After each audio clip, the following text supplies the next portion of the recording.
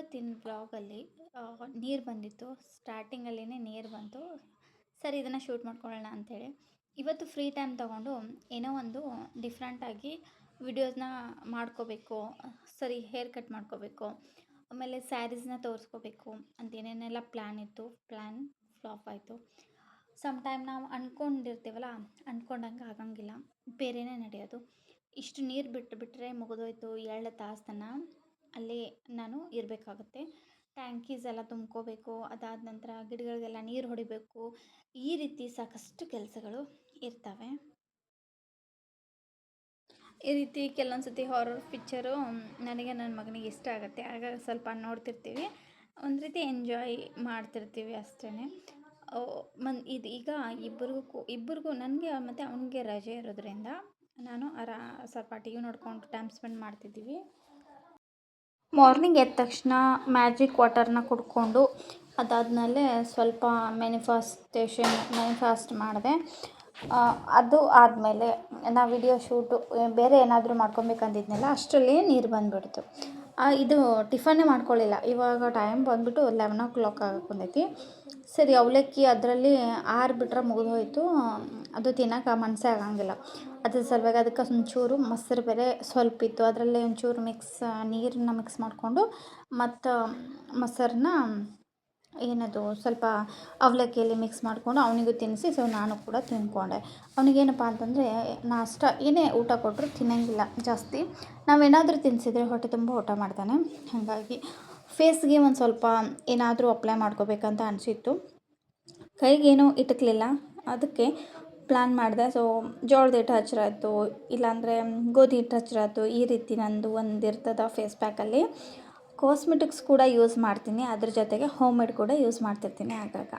ಇದು ಜೋಳದ ಹಿಟ್ಟು ಸ್ವಲ್ಪ ಕ್ಲೀನ್ಸ್ ಆಗಲಿ ಅಂತೇಳಿ ಅಷ್ಟೇ, ಡಸ್ಟ್ ಕ್ಲಿಯರ್ ಆಗಲಿ, ಕ್ಲೀನ್ಸ್ ಆಗಲಿ ಅಂತ ಇದನ್ನು ಹಚ್ಕೊಂಡು ಆದಮೇಲೆ ಫ್ರೆಶ್ ಅಪ್ ಆಗಿ ಬಂದ ತಕ್ಷಣವೇ ಮತ್ತೆ ಒಂದು ಗ್ಲಾಸ್ ನೀರು ಕುಡಿತಾ ಇದ್ದೀನಿ. ಮೇಲಿನ ಮೇಲೆ ಆದಷ್ಟು ನಾನು ನೀರು ಕುಡಿತಾನೇ ಇರ್ತೀನಿ.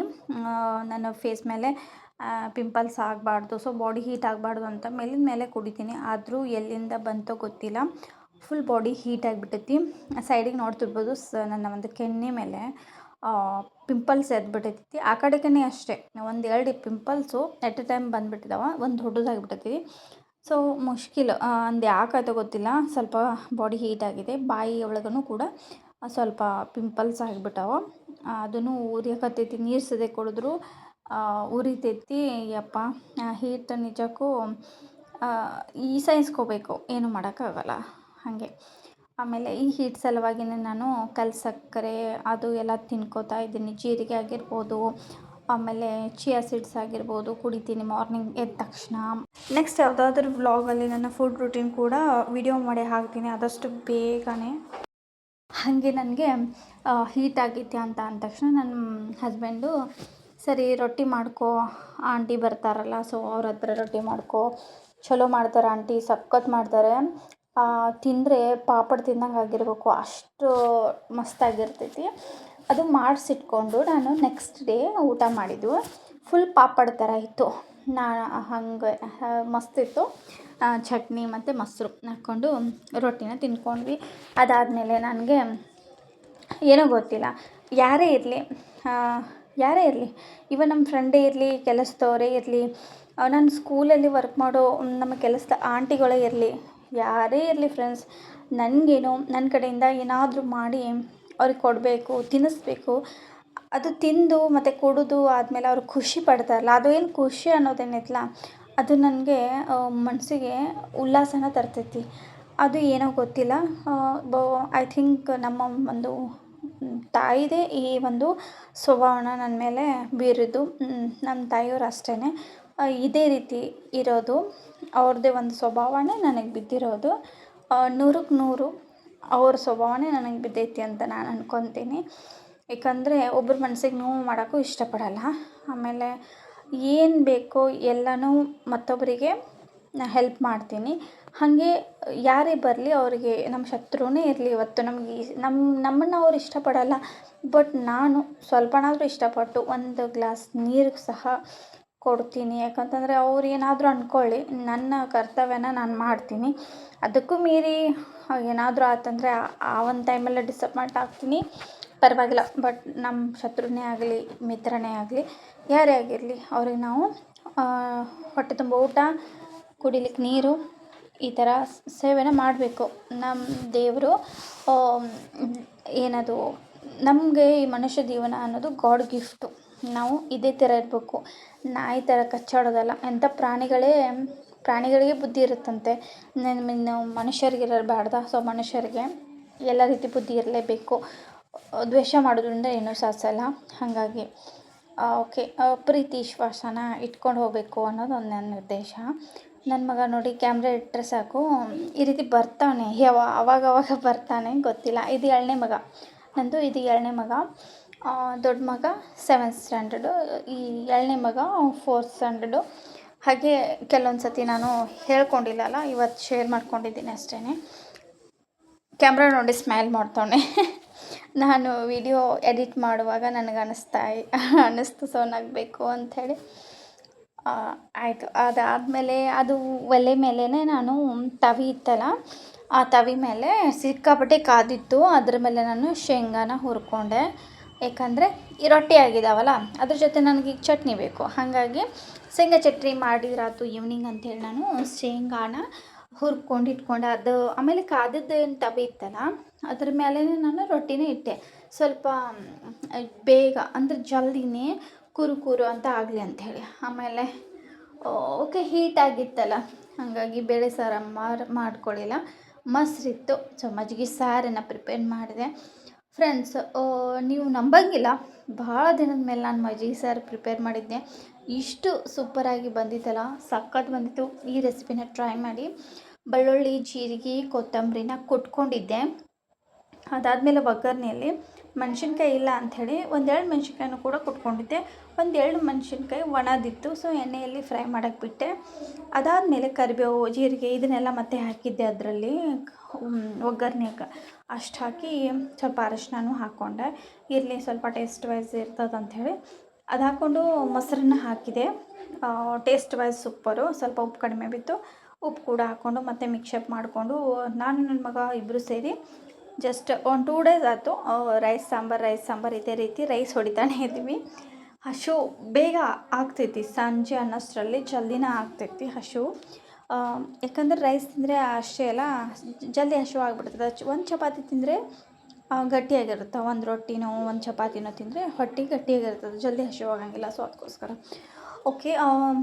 ಹಾಗೆ ಬ್ಯಾಕ್ ಟು ಬ್ಯಾಕ್ ನನ್ನ ವ್ಲಾಗ್ಸ್ ನೋಡ್ಲಿಕ್ಕೆ ಸಿಗುತ್ತೆ ಫ್ರೆಂಡ್ಸ್. ನೋಡ್ತಾ ಇರಿ, ಸ್ಕಿಪ್ ಮಾಡಬೇಡ್ರಿ. ಹಾಗೆ ಸಪೋರ್ಟ್ ಮಾಡ್ತೀರಿ. ಇಷ್ಟ ಆಗುತ್ತೋ ಇಲ್ಲೋ ಅಂತ ಕಮೆಂಟ್ ಮಾಡ್ತೀರಿ. ನಾನು ಸಾಕಷ್ಟು ಹೇಳೀನಿ, ನೀವು 50 ಜನ ನೋಡಲಿ 60 ಜನ ನೋಡ್ತೀರಾ, ಬಟ್ ಕಮೆಂಟ್ ಮಾಡೋಂಗಿಲ್ಲ. ಯಾಕೆ ಮಾಡಲ್ಲ ಗೊತ್ತಿಲ್ಲ. ಪ್ಲೀಸ್ ಕಮೆಂಟ್ ಮಾಡಿ. ಅದಾದ ನಂತರ ಜಸ್ಟ್ ಟೈಮ್ ಪಾಸಿಗೋಸ್ಕರ ನಾನು ಪಿಸ್ತಾ ಇತ್ತಲ್ಲ, ಅದರದ್ದೊಂದು ಸೊಟ್ಟೆಗಳನ್ನು ನಾನು ಚೆಲ್ತಿರಲಿಲ್ಲ. ಯಾವಾಗಲೂ ಕಲೆಕ್ಟ್ ಮಾಡಿ ಇಡ್ತಿದ್ದೆ. ಏನಾದರೂ ಒಂದು ಮಾಡ್ಕೋಬೇಕು ಅಂದರೆ ವಾಲ್ ಡೆಕೋರ್ ಥರ ಏನಾದರೂ ಮಾಡ್ಕೋಬೇಕಂಥೇಳಿ ಈ ಪಿಸ್ತಾದು ಸೊಟ್ಟಿ ಮತ್ತು ಕೇಕದ್ದು ಏನು ಪ್ಲೇಟ್ಸ್ ಇರ್ತಾವಲ್ಲ, ಕೇಕದ ರಟ್ಟು, ಅದನ್ನು ಕೂಡ ಕಲೆಕ್ಟ್ ಮಾಡಿ ಇಟ್ಕೊಂಡಿನಿ. ನನಗೆ ಚೆಲ್ಲಕ್ಕೆ ಮನಸ್ಸಾಗಂಗಿಲ್ಲ ಫ್ರೆಂಡ್ಸ್. ಯಾವುದೇ ಒಂದು ವಸ್ತು ಇರಲಿ ಯೂಟಿಲೈಸ್ ಮಾಡ್ಕೋತೀನಿ, ಯಾವುದನ್ನು ಕೂಡ ಹಾಳು ಮಾಡೋಕ್ಕಾಗಲ್ಲ. ಏನಾದರೂ ಯುನೀಕಾಗಿ ಮಾಡಬೇಕು ಅನ್ನೋದು ನನ್ನ ಥಿಂಕಿಂಗು, ನನ್ನ ಒಂದು ಸ್ವಭಾವ. ಅದೇ ರೀತಿ ಯಾವುದು ಕೂಡ ನಾನು ಚೆಲ್ಲಿಕ್ಕೆ ಹೋಗೋಂಗಿಲ್ಲ. ಫೈನಲಿ ಇದನ್ನು ಈ ರೀತಿ ಹಚ್ಕೊಂಡೆ. ಆ್ಯಕ್ಚುಲಿ ಇದ್ರ ನಡ್ವರ್ಕ್ ನಾನು ತಪ್ಪು ಮಾಡಿದೆ ಗಡಿಬಿಡಿಯಲ್ಲಿ. ಅಂದರೆ ಜಲ್ದಿ ಮುಗಿಸ್ಬೇಕನ್ನೋದು ನನ್ನ ಥಾಟ್ ಇತ್ತು, ಹಾಗಾಗಿ ಸ್ವಲ್ಪ ಇದು ಗಡಿಬಿಡಾಯಿತು. ಫೈನಲ್ ಆಗಿದ್ದು ನೆಕ್ಸ್ಟ್ ಸಂಡೇ ನಾನು ಫೈನಲ್ ಮಾಡಿಕೊಂಡೆ ಈ ಎಲ್ಲ ಪೇಂಟಿಂಗ್ಸ್ಗಳನ್ನ. ಸಂಡೇ ಇತ್ತು ಮತ್ತು ಮಕ್ಕಳು ಕೂಡ ಇದ್ದರು. ಒಂದು ರೀತಿ ಟೈಮ್ ಸ್ಪೆಂಡ್ ಆಗುತ್ತೆ ಅಂಥೇಳಿ ಪಕ್ಕಕ್ಕೆ ಹಾಗೆ ಟಿ ವಿ ಕೂಡ ಶುರು ಇತ್ತು. ಟಿ ವಿಯಲ್ಲಿ ಫಿಲ್ಮ್ ಶುರುವಾಗಿತ್ತು. ಹಾಗೆ ಕ್ರಿಕೆಟ್ ಕೂಡ ನಡೆದಿತ್ತು. ಅದ್ರ ಜೊತೆಗೆ ನಾನು ಒಂದು ಪೇಂಟಿಂಗ್ ಅದನ್ನು ಆರ್ಟ್ ಆಗಿ ಕಂಟಿನ್ಯೂ ಮಾಡಿಕೊಂಡೆ. ಈ ರೀತಿ ಏನಾದರೂ ಯುನಿಕ್ಕಾಗಿ ಮಾಡ್ತಿರಬೇಕು. ನನಗಂತೂ ಭಾಳ ಇಷ್ಟ. ನನಗೆ ಯಾರೂ ಹೇಳೋದು ಬೇಕಾಗಿಲ್ಲ, ನನ್ನಷ್ಟಕ್ಕೆ ನಾನೇ ಏನಾದರೂ ಮಾಡಿಕೊಂಡು ಈ ರೀತಿ ಮಾಡ್ತಾಯಿರ್ತೀನಿ.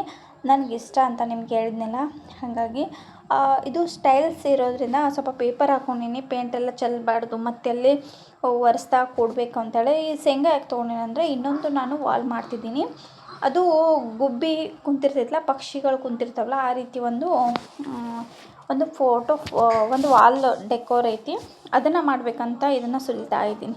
ಸೊ ಅದನ್ನು ಕೂಡ ಮಾಡಿಬಿಟ್ಟೆ. ಅದನ್ನು ಮಾಡುವಾಗ ಸ್ವಲ್ಪ ನನ್ನ ಮಗ ಮಾಡ್ತೀನಂತ ಗಂಟು ಬಿದ್ದೆ, ಹಾಗಾಗಿ ಅದು ಕಂಟಿನ್ಯೂ ವೀಡಿಯೋಸ್ನ ನಾನು ಮಾಡ್ಕೊಳ್ಳಿಲ್ಲ. ಜಸ್ಟ್ ಅದು ತಿನ್ನುವುದು ಒಂದು ಐಟಮ್ಸ್ನ ನಾನು ಡಾಟ್ ಇಡ್ತಾ ಇದ್ದೆ ಅದರ ಬಾಯಿ ಹತ್ತಿರ, ಅದನ್ನು ಮಾತ್ರ ನಾನು ಶೂಟ್ ಮಾಡ್ಕೊಳ್ಳಿಕ್ಕಾಯಿತು. ಸರಿ ಇದನ್ನು ಇಷ್ಟೇ ಮಾಡ್ಕೊಂಡ್ರಾಯ್ತು. ಅದು ಆಗಲಿಲ್ಲ ಪೂರ್ತಿ ವಿಡಿಯೋದಲ್ಲಿ. ಹೆಂಗೆ ಬಂದೈತಿ ಅಂತ ಕಮೆಂಟ್ ಸೆಕ್ಷನಲ್ಲಿ ತಿಳಿಸಿ. ನನ್ನ ಒಂದು ವಾಲ್ ಡೆಕೋರ್ ಅಂತ ಹೇಳ್ಬೋದು. ಇಷ್ಟ ಆದರೆ ನೀವು ಕೂಡ ಟ್ರೈ ಮಾಡಿ ಇದನ್ನು. ಈ ರೀತಿ ಕೇಕ್ದು ಬ್ರೆಡ್ ಬರುತ್ತಲ್ಲ ರೌಂಡೆಡು, ಹಾಗೆ ಮತ್ತು ಚೌಕ್ ಮತ್ತು ಎಲ್ಲನೂ ಕೂಡ ನಾನು ಮುಂಬರೋ ವೀಡಿಯೋಗಳಲ್ಲಿ ಶೇರ್ ಮಾಡ್ಕೊತೀನಿ. ಸೊ ಮುಂದಿನ ವೀಡಿಯೋದಲ್ಲಿ ಅದನ್ನು ಕೂಡ ತೋರಿಸ್ತೀನಿ. ಎಲ್ಲನೂ ಕೂಡ ನಾನು ಮಾಡಿಟ್ಕೊಂಡಿನಿ. ಸ್ಕ್ವೇರ್ ಇರುತ್ತಲ್ಲ, ಆ ಸ್ಕ್ವೇರ್ ಕೇಕಿನ ರಟ್ಟು ಇರುತ್ತಲ್ಲ, ಅದರ ಕೂಡ ನಾನು ಮಾಡಿಟ್ಟಿದ್ದೀನಿ. ಮಸ್ತ್ ಬಂದೈತಿ. ಐ ಹೋಪ್ ಇವತ್ತಿನ ವ್ಲಾಗ್ ನಿಮಗೆಲ್ಲ ಇಷ್ಟ ಆಗೈತೆ ಅನ್ಕೋತೀನಿ. ಮತ್ತು ಯೂಸ್ಫುಲ್ ಆಗೈತೆ ಅಂತ ಅನ್ಕೋತೀನಿ. ಎಲ್ಲಕ್ಕಿಂತ ಬೆಸ್ಟ್ ಅಂದರೆ ಯೂಸ್ಫುಲ್ ಆಗಬೇಕು. ಯಾವುದೇ ಒಂದು ವೀಡಿಯೋಸ್ನ ನೋಡಬೇಕಂದ್ರೆ ನಮಗೆ ಇಂಟ್ರೆಸ್ಟ್ ಕೊಟ್ಟು ನಾವು ನೋಡ್ತಾ ಇರಬೇಕು. ಹಾಗೆ ನನ್ನ ವ್ಲಾಗ್ ಬಂದುಬಿಟ್ಟು ಬಿಜಾಪುರ ಡಿಸ್ಟಿಕ್ ಸಿಂದಗಿ ಊರಿಂದ ನಾನು ವೀಡಿಯೋಸ್ಗಳನ್ನ ಹಾಕ್ತಿರ್ತೀನಿ. ಹಾಗಾಗಿ ಸಪೋರ್ಟ್ ಮಾಡಿ, ಶೇರ್ ಮಾಡಿ, ಆಮೇಲೆ ಲೈಕ್ ಮಾಡಿ ಅಂತ ಹೇಳ್ತಾ ನೆಕ್ಸ್ಟ್ ಒಂದು ಹೊಸ ವ್ಲಾಗಲ್ಲಿ ಸಿಗ್ತೀನಿ. ಅಲ್ಲಿವರೆಗೂ ಟೇಕ್ ಕೇರ್, ಬಾಯ್ ಬಾಯ್.